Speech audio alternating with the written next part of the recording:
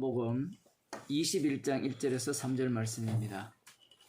그 후에 예수께서 디베랴 바다에서 또 제자들에게 자기를 나타내셨으니 나타내신 일이 이러하니라. 시몬 베드로와 디두모라 하는 도마와 갈릴리 가나 사람 나다나엘과 세베대의 아들들과 또 다른 제자들이 함께 있더니 시몬 베드로가 나는 물고기 잡으러 가노라 하매 저희가 우리도 함께 가겠다 하고 나가서 배에 올랐으나 이 밤에 아무것도 잡지 못하였더니. 아멘. 예수님께서 죽은 자들 가운데서 살아나신 후에 세 번째 제자들에게 나타나신 사건입니다. 7명의 제자들이 지금 함께 모여 있죠. 마태복음 28장 7절에 보게 되면 예수님께서 또한 천사들이 이 막달라 마리아와 또 다른 마리아에게 이런 말을 합니다. 또 빨리 가서 그의 제자들에게 이르되 그가 죽은 자들 가운데서 살아나셨고 너희보다 먼저 갈릴리로 가시나니 거기서 너희가 배우리라 하라. 이렇게 말을 했어요. 그리고 예수님께서 막달라 마리아와 마리아에게 나타나셔서 똑같은 말씀을 하셨습니다. 내 형제들에게 갈릴리로 가라 하라. 그러니까 막달라 마리아와 마리아에게 전달한 거죠. 제자들이 그래서 갈릴리로 갔다라고 마태복음 28장 16절에서 말씀하고 있어요. 11 제자가 갈릴리에 가서 예수의 명하시던 산에 이르러 예수를 배웠고 경배하나 오히려 의심하는 자도 있더라. 이런 말씀이 기록되어 있어요. 오늘 본문이 지금 디베랴 바다, 갈릴리 바다에서 일어난 사건이죠. 마태복음과 요한복음은 상당히 다릅니다. 왜냐하면 요한복음에서는 예수님께서 부활하신 이후에 첫 번째, 두 번째 예루살렘에서 제자들에게 자신의 모습을 보여주셨죠. 그러나 마태복음에서는 이 보여주신 장면이 없습니다. 없을 뿐만 아니라 갈릴리로 가라고 말씀을 하셨고 그리고 그 명하신 곳에 제자들이 가서 예수님을 만났다라는 내용이 나옵니다. 그러나 요한복음에서는 갈릴리로 가라는 명령이 없어요. 성경이라는 것이 이렇게 다릅니다. 그래서 사람들이 성경을 볼 때 다 종합을 해서 시간 순으로, 역사 순으로 다 연결해서 빈틈이 없도록 연결해 보려고 해요. 근데 이 말씀이라는 것이 어제도 말씀드린 바와 같이 계시예요. 계시는 인간이 역사를 조합한다고 해서 계시가 되는 게 아니에요. 반대로 인간이 역사로 만든 것을 주님이 계시로 활용하죠. 대표적인 경우가 그 에스더에 보게 되면 누굽니까? 모르드게가 어떤 일을 하죠? 그 왕을 모살하는 것에 대해서 고발을 할 때 그 궁중일기에 기록하잖아요. 그것은 하나의 역사일 뿐이죠. 바사 제국의 역사일 뿐인데 그 역사가 하나님이 계시로 사용하는 거예요. 거꾸로예요, 거꾸로. 그러면 역사를 다 계시로 사용하면 안 됩니까? 이렇게 나오지만 주님 쪽에 해석을 해야 돼요. 주님 쪽에서. 그 역사에서 일어나는 모든 일들은 십자가의 피를 증거하기 위한 사건들이에요. 그렇지 않는 일이 아무것도 없습니다. 지금 일어나는 이 코로나 사건도 마찬가지고요. 지금 이 성경이라는 자체가 마태복음이 다르고 누가복음이 다르고 요한복음이 다르고 또 마가복음이 달라요. 다른 이유가 무엇인가 하면 주님께서 이 성경 말씀을 통해서 하시고자 하는 말씀이 있기 때문에 그래요.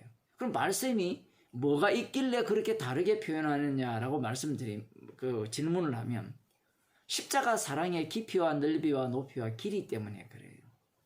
한 사건을 갖고 주님은 수천 가지, 수만 가지, 아니 헤아릴 수 없을 정도의 내용을 담아낸다라는 사실입니다.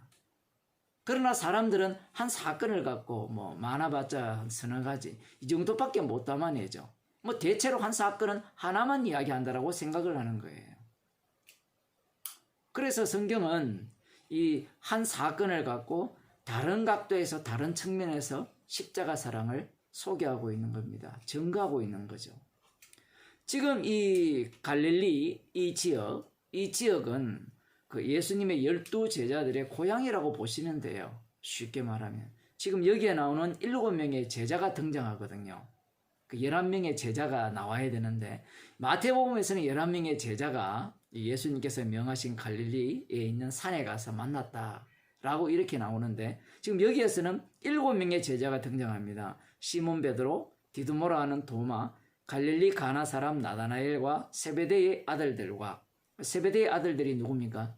야고보와 요한이죠. 그 야고보와 요한은 누군가 하면 누가복음 5장에 보면 베드로가 예수님을 처음 만났을 때 오늘 사건과 거의 흡사한데 그 사건에 함께 있던 그 베드로와 동업하는 사람이에요. 같은 어부. 함께 일하는 동업자였어요. 야고보와 요한. 안드레는 누굽니까? 베드로의 형제죠. 자, 그래서 지금 가나 사람 나다나엘과 세베대의 아들들과 또 다른 제자 둘이 함께 있더니 이 둘은 이름을 기록하지 않아요. 그러니까 나다나엘 같은 사람도 지금 제자로 기록하고 있죠. 그러니까 12제자 외에 제자들이 많았음을 알 수 있습니다. 그래서 성경에 보면 많은 제자들이라는 표현이 나옵니다. 자, 이들이 지금 어디에 가 있는가 하면 갈릴리로 가 있어요. 그럼 왜 갈릴리로 갔느냐? 이유가 뭘까요? 마태복음에서는 갈릴리로 가서 내가 가겠다 명령을 내렸잖아요. 그 명령을 내렸으니까 제자들이 순종하여서 갔다 이렇게 사람들이 해석을 해요. 근데 요한복음에 근거해서 그 본문을 해석하면 예수님의 말씀 자체는 무엇을 담고 있는가 하면 이 제자들의 본심을 말씀하고 있는 거예요. 자, 지금까지 3년 동안 전 재산을 다 버리고 이 고향에 돌아갔다는 것은 집에 돌아갈 때가 있는 모양이에요. 그러니까 모든 것을 버렸다는 것이 진짜 버린 게 아닌 것은 분명합니다. 자, 어쨌든 뭐 부모 집에 갔든지 어쨌든 그 뭐 처갓집에 갔든지 그거는 잘 모르지만 지금 제자들이 모든 것을 버리고 예수님을 쫓았는데 예수님이 돌아가셨죠. 십자가에 못 박혀 돌아가셨습니다. 돌아가셨으면 이제 모든 게 끝났잖아요. 끝났다고 생각했는데 부활하셔서 나타나셨어요. 자, 부활하여 나타나셨으면 우리들 같으면 어떻게 할까요? 3년 동안 예수님이 우리들을 가르쳤잖아요. 제자들을 가르쳤죠. 뭘 가르쳤습니까? 예수님과 동일한 삶을 살게 될 것을 말씀하셨잖아요. 그러면 부채의 제자들처럼 얘들아 모여라. 우리가 예수님에 대해서 기록도 하고 우리가 작전을 잘 짜서 예수님의 말씀을 온 세상에 전하자. 이런 작전을 펼쳐야 되는데 지금 베드로를 위시한 이 7명의 제자, 나머지 제자들도 마찬가지죠. 고향으로 갔어요. 사람들이 그러잖아요. 사업에 실패하고 모든 것을 잃으면 어디로 가요 보통? 고향으로 가죠. 지금은 고향이란 개념이 좀 없지만 옛날에는 망한 사람들이 다 고향으로 왔어요. 농사나 짓지. 돌아갈 때가 있으니까 고향으로 돌아가면 집도 있고 먹고 살 길도 있잖아요. 어부니까 갈릴리 바다로 가면 어쨌든 고기 잡아서 먹고 살 수 있잖아요. 그래서 지금 이 제자들이 갈릴리로 간 거예요. 마태복음과 달라요. 마태복음에 예수님께서 명령하셨을 때 내가 갈릴리로 가겠다 가라 라고 했을 때 제자들이 들은 게 아니에요. 그런 것을 다 빼고 기록했기 때문에 마태복음에서는 다르게 하실 말씀이 따로 있는 겁니다. 그 부분은 다음 기회에 안 보고요. 그래서 지금 여기에 보면 베드로가 나는 물고기 잡으러 가노라 이렇게 말을 하죠. 이 본문에 대해서 많은 사람들이 여러 견해가 있어요. 베드로가 이렇게 말한 것이 진짜 이제 원래대로 돌아갔다. 아, 그렇지 않다. 이 말은 그냥 먹고 살아야 되니까 일상적인 거니까 고기 잡으러 가자. 이렇게 말을 했다. 이렇게 이야기를 해요. 변명을 자꾸 하려고 해요. 그런데 여기에 보게 되면 핵심은 그겁니다. 부활하신 주님을 만났다면 이후에 성령을 받고 난 뒤의 삶과 성령을 받기 전의 모습이 너무 다르잖아요. 다르다는 말은 곧 부활하신 예수님을 2번이나 만나도, 그러니까 디두모 도마는 한 번밖에 안 만났지만 베드로는 2번이나 만났잖아요. 2번이나 만나도 그 부활한 주님을 만난 것이 베드로에게 효력이 있다 없다? 없다는 얘기입니다. 이거 정말 이거 무서운 말씀이에요. 인간이 뭔가를 체험하고 경험한다는 것은 아무 소용이 없어요. 그것을 지금 말씀하고 계신 거예요. 그러자 나머지 제자들도 우리도 함께 가겠다라고 하여서 배에 올라서나 밤새도록 고기를 잡았지만 한 마리도 잡지 못했어요. 이것은 누가복음 5장에 있는데 누가복음 5장 1절을 제가 읽어드릴게요. 무리가 옹리하여 하나님의 말씀을 들을새 예수는 게셋나렛 호숫가에 서서 호숫가에 두 배가 있는 것을, 그러니까 갈릴리 바다를 게네사렛 호숫가라고도 표현하고 디베랴 바다라고 표현하고 여러 바다를 표현합니다.